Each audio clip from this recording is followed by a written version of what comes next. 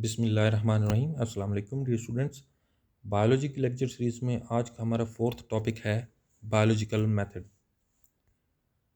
जैसा कि आप सबको पता है कि साइंस एक सिस्टमाइज्ड नॉलेज है। साइंस में जितना भी नॉलेज है वो एक्सपेरिमेंटली बेस्ड है। इसीलिए हमने साइंस की फील्ड में कोई भी स्टडी करनी हो या रिसर्च करनी हो तो हम प्रॉपर प्लानिंग के साथ या स्टेप वाइज उस रिसर्च को कंप्लीट करते हैं। हम जो प्लानिंग कर लेते हैं या स्टेप्स बना लेते हैं वो क्या कहलाती है? मेथडोलॉजी।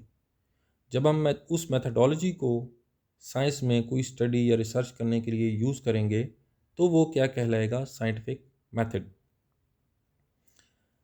चूँकि बायोलॉजी भी साइंस की एक ब्रांच है, तो जब हम साइंटिफिक मेथड को बायोलॉजिकल प्रॉब्लम सॉल्व करने के लिए यूज़ करेंगे तो वो क्या बन जाएगा? Biological method. बायोलॉजिकल मेथड की proper definition: the method use to solve biological problems in scientific way is called biological method. अब क्वेश्चन ये है कि हमें बायोलॉजिकल मेथड या साइंटिफिक मेथड की ज़रूरत क्यों पड़ती है? तो फर्स्टली इसलिए पड़ती है कि हमारी रिसर्च आसान हो सके, हम कम्प्लेक्सिटी से बच सकें। सेकेंडली हमें इसलिए ज़रूरत पड़ती है कि हमारी research with in time complete हो जाए। ऐसा नहीं होना चाहिए कि हमारी रिसर्च साल साल चल रही है और हमें कुछ हासिल ही नहीं हो रहा, हमारी रिसर्च एंड ही नहीं हो रही। इसलिए विद इन टाइम या किसी स्पेसिफिक टाइम पीरियड में रिसर्च को ख़त्म करने के लिए हम बायोलॉजिकल मेथड यूज़ करते हैं। थर्डली, हम कोई रिसर्च कर रहे हैं तो हमें उस रिसर्च से हमारे डिज़ायर्ड रिजल्ट्स ऑब्टेन हो सकें, इसलिए हम बायोलॉजिकल मेथड यूज़ करते हैं। ऐसा ना नहीं होना चाहिए कि हम रिसर्च किसी और चीज़ के बारे में कर रहे हैं और रिज़ल्ट हमारे पास कुछ और ही आ रहे हैं।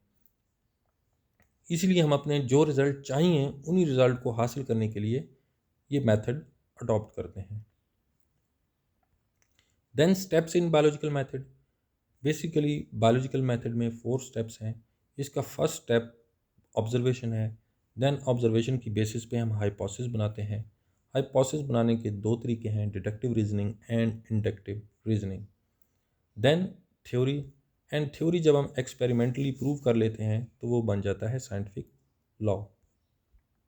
इन स्टेप्स को डिटेल में स्टडी करने से पहले अगर आप ये चार्ट समझ लें तो आपके लिए साइंटिफिक मेथड को समझना बहुत इजी हो जाएगा।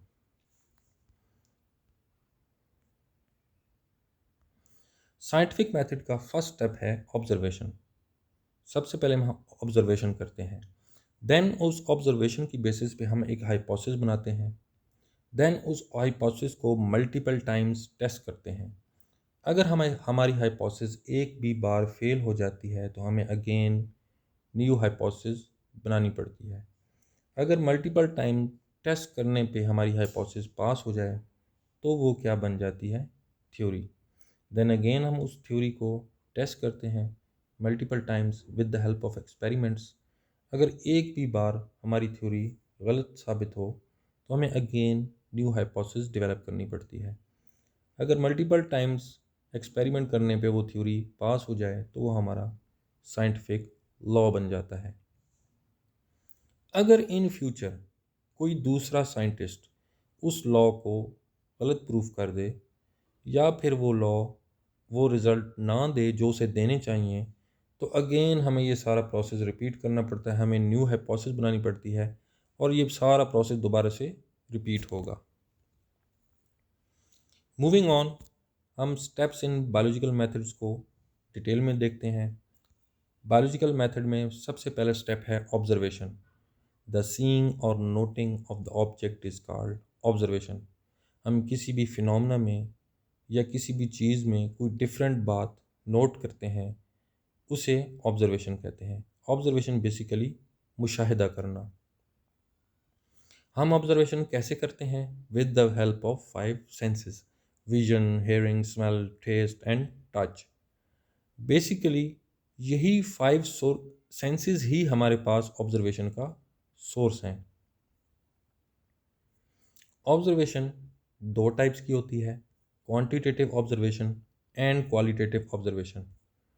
ऐसी ऑब्जर्वेशन जिसमें हम किसी चीज़ को मेजर करते हैं, काउंट करते हैं या फिर हमने जो डाटा नोट किया है उसको हम न्यूमेरिकल फॉर्म में रिप्रेजेंट करते हैं, तो वो क्या कहलाती है? Quantitative observation.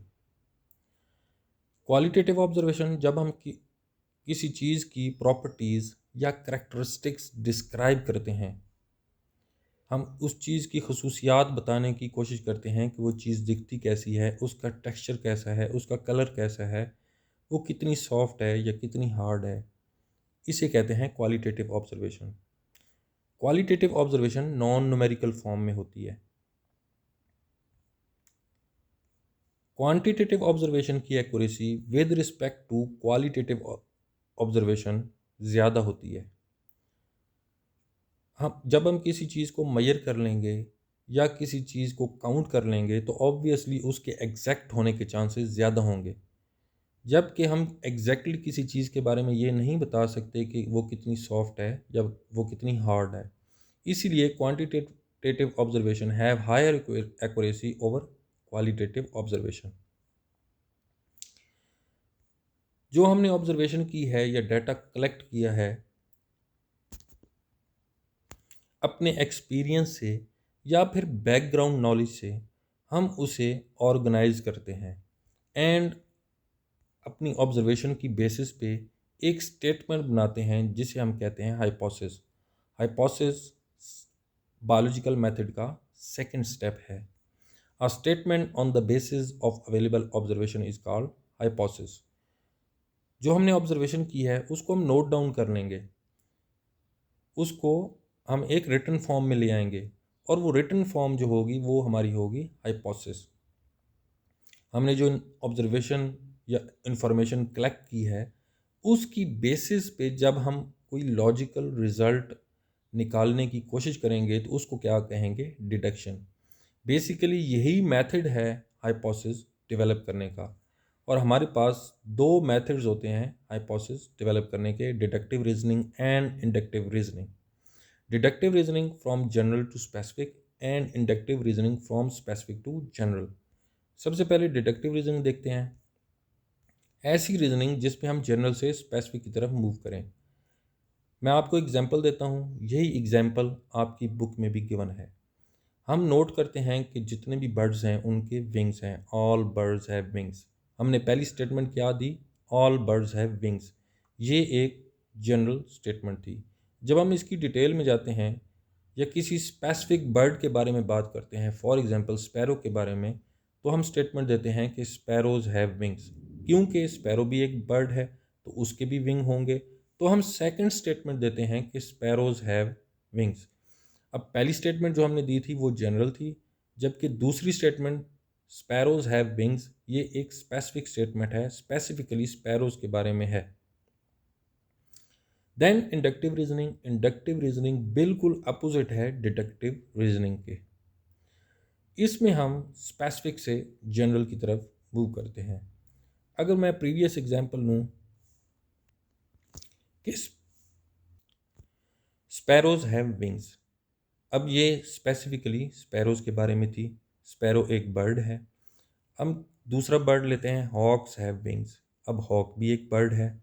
देन हम थर्ड बर्ड को नोटिस करते हैं, pigeon, that pigeons have wings.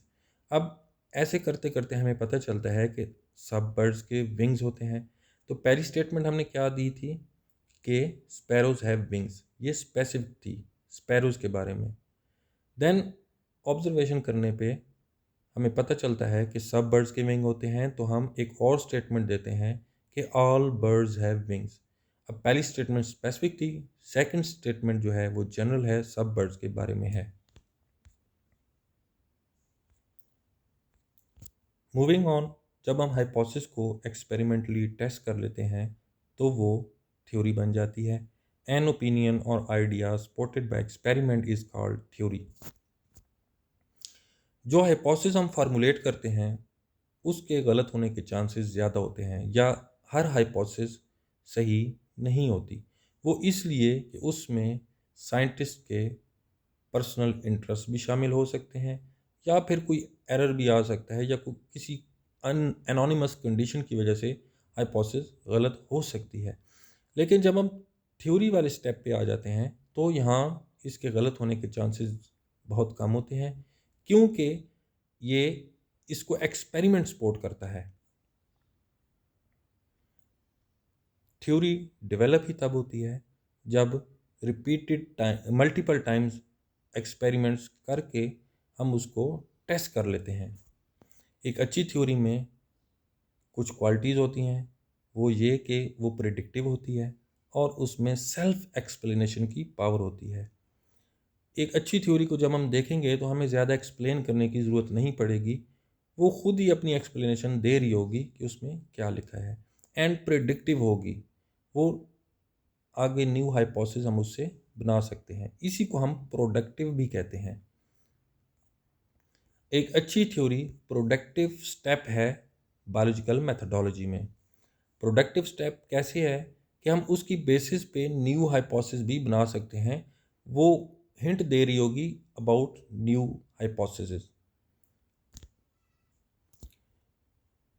एक अच्छी थ्योरी से हमें न्यू हाइपोथेसिस की सजेशन मिल सकती है।